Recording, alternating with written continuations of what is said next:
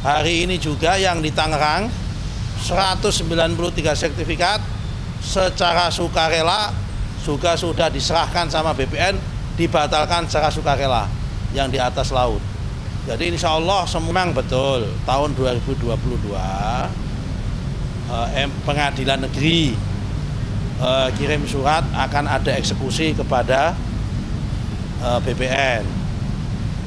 Nah, kalau kita mengacu aturan terbaru PP 18 tahun 2021 pasal 169 itu mengatakan sebelum ada eksekusi itu harus minta surat permohonan pengukuran dari pengadilan, ya kan, sebagai pemohon mau sebelum eksekusi.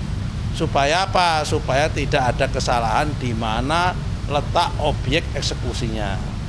Sampai hari ini belum ada surat permohonan itu, pengukurannya. Oke? Gus, soal pagar laut juga kan udah masuk penyidikan Bareskrim Polri ya. Ya. Kalau dari Kementerian Gus sendiri persiapannya untuk mendukung seperti apa? Udah kita serahkan semua data-datanya, baik yang di Tangerang maupun Bekasi. Yang Bekasi pun proses investigasi terhadap aparat kita juga sudah selesai. Mungkin besok atau lusa saya umumkan. Ada beberapa orang yang akan diberhentikan juga yang di Bekasi. Nah, cuma jumlahnya berapa saya lupa.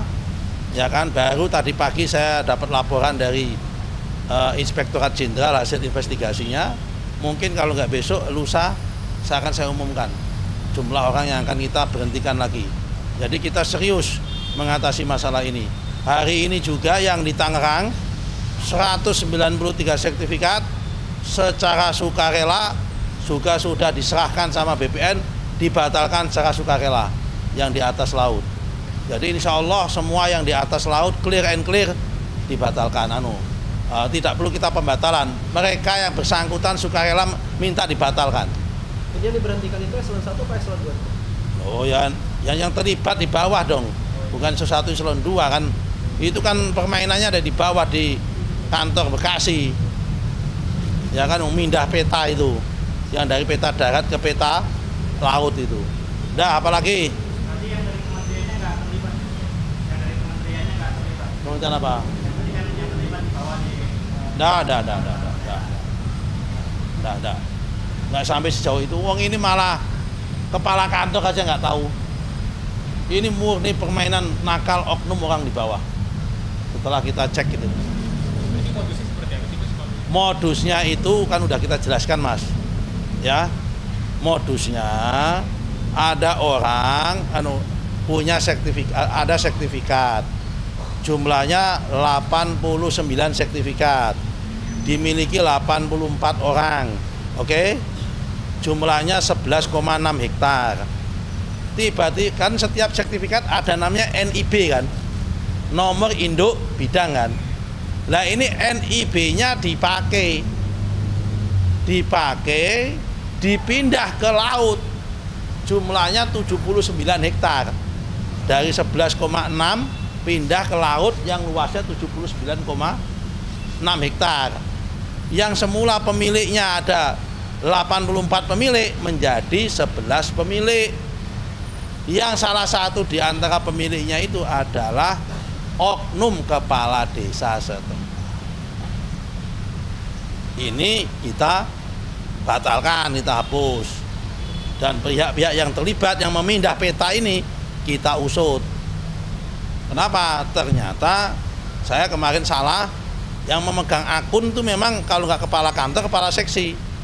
Ternyata karena ini program PTSL, saya baru dapat informasi, mohon maaf kan juga namanya menteri baru, saya dapat informasi kalau program PTSL itu tim adjudikasi pun, tim di bawah koordinator pelaksana PTSL di tingkat kabupaten itu juga boleh mendapatkan akun akses akun gitu loh. Nah ini mereka yang main ini, tim di bawah ini, tapi korbannya yang di atas. Kepala seksinya ikut jadi korban. Kenapa? Kan itu anak buahnya kepala seksi. Kenapa dia nggak prudent? Tetap kena sanksi nanti pada masa itu. Apalagi nggak ada isu yang ini bos, yang kuat nggak ada hari ini. Terkait SHM ganda itu nanti gimana, Bu? Di mana SHM ganda? Terkait kan banyak sekali komentar-komentar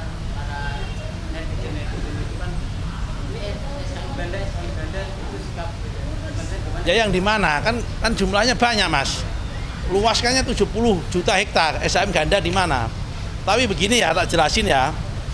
Yang SHM ganda ini memang di Indonesia ini ada sedikit masalah dalam konteks tata administrasi pertanahan di masa lalu. Jadi kalau bapak-bapak itu punya sertifikat tanah, coba cek mbah-mbahmu atau bapakmu dulu, kalau punya sertifikat tanah yang terbit antara 1960 sampai 1987 itu ada sertifikatnya, tidak ada peta bidang tanahnya, peta kadastralnya nggak ada. Ini batasnya jalan apa, ini bentuknya apa, nggak ada. Yang ada hanya gambar tanah, alamatnya nggak ada. Nah, terus gimana? Mungkin karena waktu itu yang tanahnya masih banyak, orangnya masih dikit. Oh, yang itu yang punyaku yang itu loh. Oh, yang itu yang punyaku itu loh. Nah, dalam perjalanan mereka sudah pegang, udah mati, cucu-cucu dan sebagainya. Ternyata tanah yang dianggap punya dia itu disertifikatkan orang lain. Kenapa? Karena memang nggak ada bukti bahwa yang dimiliki yang itu. Nah, ini banyak sekali jumlahnya, memang mudah seperti itu. Karena itu kalau ditanya SHM ganda yang di mana? Itu loh Mas ya. Kalau ditanya ganda itu. Karena memang problemnya itu di tahun 60 sampai 87 ini banyak sekali ada sertifikat, tidak ada peta bidang tanahnya. Yang ada hanya gambar tanah, tapi nggak jelas alamatnya di mana. Nah, kalau yang 87 ke sini itu selain ada gambar tanahnya, ada peta bidang tanahnya. Ini kelihatan nggak pernah megang sertifikat ini, atau belum pernah beli sertifikat kelihatannya ini. Masih ngontrak apalagi itu ya. Oke, apalagi cukup. Jadi hari ini saya diterima Bapak Presiden untuk melaporkan tentang peta perkembangan terkini tumpang tindih lahan sawit dengan kehutanan, dan melaporkan solusinya kepada Bapak Presiden dan diskusi sama beliau. Oke, terima kasih. Assalamualaikum warahmatullahi wabarakatuh.